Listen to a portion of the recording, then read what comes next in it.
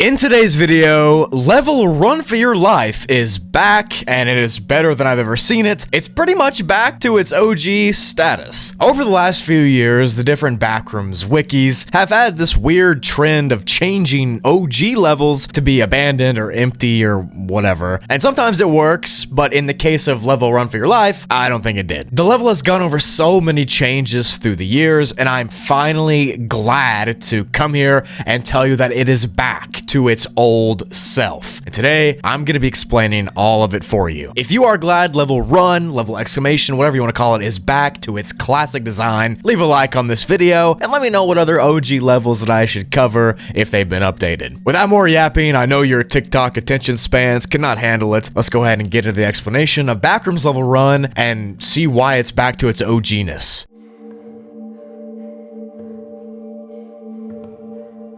So level exclamation mark or level Run is considered to be one of the most, if not the most, dangerous levels in the Backrooms. And that's truly saying something because there are several deadly ones. It is classified as a threat index of 5 due to its entity infestation, the environment, and the exits being nearly impossible to reach, or the fact that you're probably going to die trying to get there. The page starts off with a little paragraph that sets the mood for it all, and I'm going to go ahead and read it to you right here. You've been wandering aimlessly in this seemingly endless parking lot for what feels like an eternity. Hunger gnaws at your insides and fear courses through your veins. Every shadow, every creaking sound sets your heart racing as you're constantly on high alert, dreading the sudden appearance of those nightmarish grinning faces and the bloodthirsty hounds. Suddenly, a glimmer catches your eye in the distance. There, a door materializes. The exit sign above it shines brightly, like a beacon of hope in a sea of dread. Your eyes widen, and without a second thought, you think to yourself, that must be the way out. Ignoring the soreness in your legs and the fatigue weighing you down, you lift your heavy, laden feet and start sprinting towards it. As you draw nearer, a creeping sense of foreboding washes over you. Doubts start to creep in your mind. Could this be another trap? Another gateway to a different level of this terrifying, nightmarish realm? You hesitate, your steps slowing down as you try to make sense of the situation. Just as you're lost in thought, the lights flicker once, twice, and then go out completely. The world around you plunges into a darkness so thick it's almost palpable. In this pitch black void, you hear a deep, guttural growl that sends shivers down your spine. Then, out of the darkness, several glowing faces materialize. Their eyes, like two burning coals, are fixed on you, and they're steadily approaching. Panic sets in. Your heart pounds in your chest so hard that you can feel it in your ears. No other options in sight. You have no choice but to reach out your hand and push open the door. And that is how level Run for Your Life's page begins.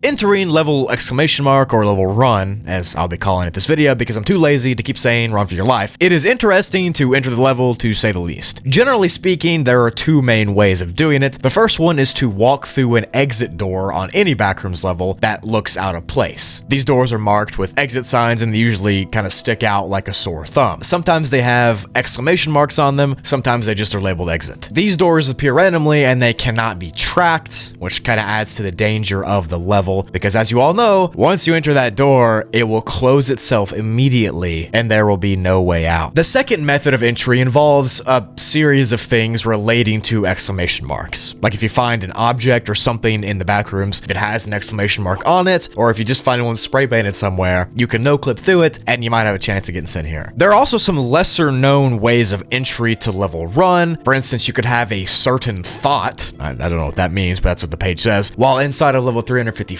and that'll cause a no-clip here. And you also have a chance of being sent here if you no-clip through the floor on level 2. So that's not good. Don't do that. But you're probably saying to yourself, Brugly, why are you talking about the entrances in the beginning of the video? Usually you do that at the end. What is going on? Well, for this level, since it's so, deadly and terrifying and you're probably going to die, it's a threat to human life. And I want to go ahead and get out of the way how you can get there. That way you know what to avoid so you don't get sent here. So in reality, I'm kind of helping you out. You're welcome. When you you arrive inside of level Run, you will be located in a small room basked in a red glow. This first room has very few furnishings inside of it, but the main thing of note is that there is a singular hospital bed in the middle. Next to the bed, there's a little side table and a few shelves on the walls. There's also a privacy curtain in the ceiling and medicine cabinets around. Obviously, it takes the appearance of a hospital room, much like the rest of the level. Now, sometimes in this little room, wanderers can find supplies like almond water, energy bars, or other sorts of food in those shelves here. Trust me, you're gonna want to look for them because you're gonna need them for the run that's about to come. Now, obviously, like I just said, when you get to this level and you walk through the door to do so, that door will close and there's no going back. Besides that door you came in, there are two other doors in this room as well. One door is chained shut with hundreds of locks on it and metal chains keeping it shut, and one door opens to the famous red hallway. The door that's chained shut, of course, is hiding the entity horde that this level used to be famous for. Behind that door, you'll hear banging and scuffling and squelching and screeching and clawing, and it's constantly being pounded against, and they're trying to break out of the door. The entire time you're in this small room, which is just a few seconds, you'll be hearing that banging from outside that door, and you only have a few seconds to make the choice to open the next door, run right into that red hallway, and try to get away. It should also be noted that sometimes wanderers that get sent to level Run do not get sent to the small red room first, and they're instead just transported directly into the hallway outside with the creatures already behind them. Now, let's go ahead and talk about the red hallway itself.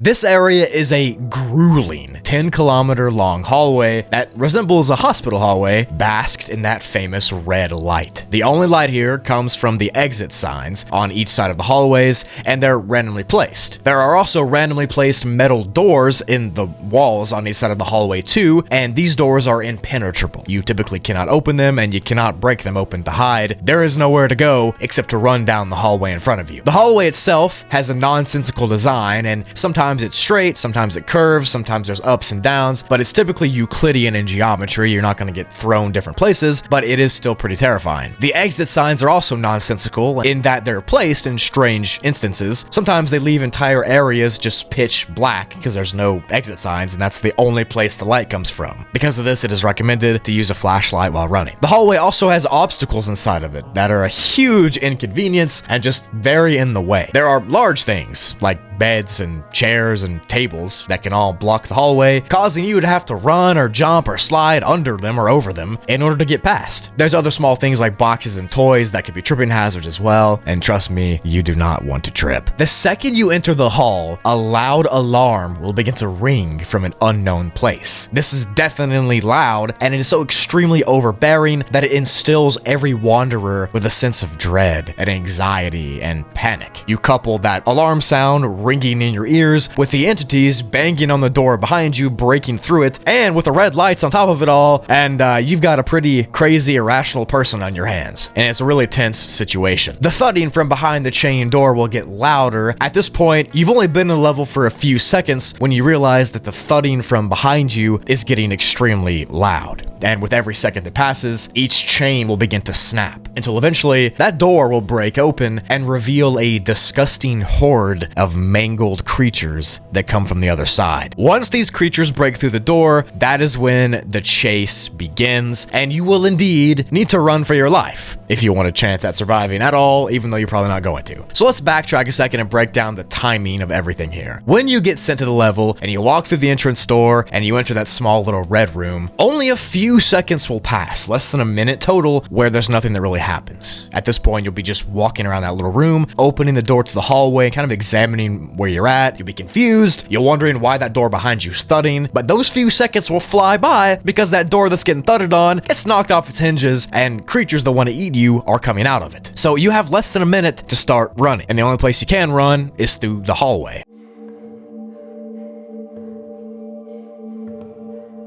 Now let's talk a little bit about this entity horde. The creatures that encompass the horde are a wide variety of actual species. There are smilers, there are death moths and partygoers, there are arena membries, there are skin stealers, there are insanities. There's just a huge mix, because of course there is. All of these entities seem to be very angry and they want to kill you, and they seem to be bloodlusted almost, and they sprint towards you at these really scary speeds. Now if you're smart, when you get to this level instantly, you'll already just start running down the hallway to get a head start. But most people that come here don't really know what they're getting into, so they're kind of just doing nothing at the beginning while the entities are banging on the door. Whatever the case is, this entity horde will begin to chase you through these hallways and all the turns and everything, and if you trip or fall, they're probably going to catch up to you. If you get a head start on the creatures, this will help you out tremendously, because at about halfway through the level, the 5-kilometer mark, is when people usually get exhausted. 5 kilometers is a long way to run, and your legs will begin to feel like lead. You'll be sweating profusely, your heartbeat will be insane, and you'll be terrified of what's behind you. Under no circumstances should you stop to take a breath at all. They are still near. Keep running. No matter how exhausted you are from jumping over the beds, sliding under obstacles, or doing anything, you have to keep running. Now, inside of level run, like most of the levels, some unusual events and quirks can take place, and I'm gonna go ahead and talk about those now. These actually pose a massive threat to your safety, and they make an already horrific scene even worse. The explosion is the first unique thing that happens, and this is an extremely rare phenomenon that takes place at the end of the hallway. As you know, at the very end of that 10 kilometers, there is an exit door that leads out of the level, and if you somehow make it there without getting killed, that's where you go. But if this explosion thing happens, right as you get to that door, it erupts into flames and smoke, and the entire hallway catches on fire, making it impossible for you to escape then. So again, you're screwed. The collapse is another event that occurs, and essentially this is the name given to the instability of the level, because level run for your life is not stable. Its walls and its floors and its ceilings are all glitchy, and they're liable to collapse while you're inside of it. You'll know if a collapse is about to happen if you see massive cracks forming along the walls and roof, and if it does that, try to avoid the rubble, because you don't want to get crushed. Actually, I don't know, being crushed might be better than being eaten alive. I'm not sure. And possibly the most gut-wrenching phenomenon is the fake exit phenomenon. This happens when you're running and you're running and you're running for an unknown amount of time, and then finally, right in front of you, what you think is the exit door appears. Only it's not the real exit door, because upon closer inspection, it doesn't even open. Do not try to open the door, and do not even touch it. Wait for it to vanish and run away. But continuing along your journey in level run, you might, if you're very lucky, encounter the rarest part of the level, the blue halls. This is known as the safe zone, and it's an area inside of this level where you can finally take a little rest. There's no entities here, there's no harmful effects, it's just you and these bluish lit hallways where you can finally relax and chill. It's well lit, it's quiet, and nothing really is bad here. The only thing is, the odds of you finding a safe area is astronomically small. It's not gonna happen, and even if it does, you can't stay there indefinitely because there's not enough resources to keep you alive for long. It's only a very short respite from the hallway itself that eventually you will have to go back out to that hallway and continue the run. Once you do that and you're continuing your journey, sprinting through level run, you'll eventually reach the end of the 10 kilometers, and the true exit will appear. Once you reach this exit door and you fly open through it, it is good practice to not stop running instantly, because even when you get past the door, your body is in this fight or flight mode, and if you just stop running, you might have a heart attack, you might just have some other health episode, you don't really know. So it's common practice to continue to walk or lightly jog even after getting out of level run, because you just ran 10 kilometers. You know, it's not good to just stop. It's reported that when you do exit, you'll be sent to a pretty safe level, like a class of 0 or 1, and the most common place you're sent to is level 1 or 4. If you make it to one of these levels out of the level run for your life, then you'll have done what most people could never do. You've survived the deadliest level. That's pretty cool, I guess. Theories on why level run exist range far and wide. Some say that the level is a purgatory or a hell that you've been sent to if you are a sinner,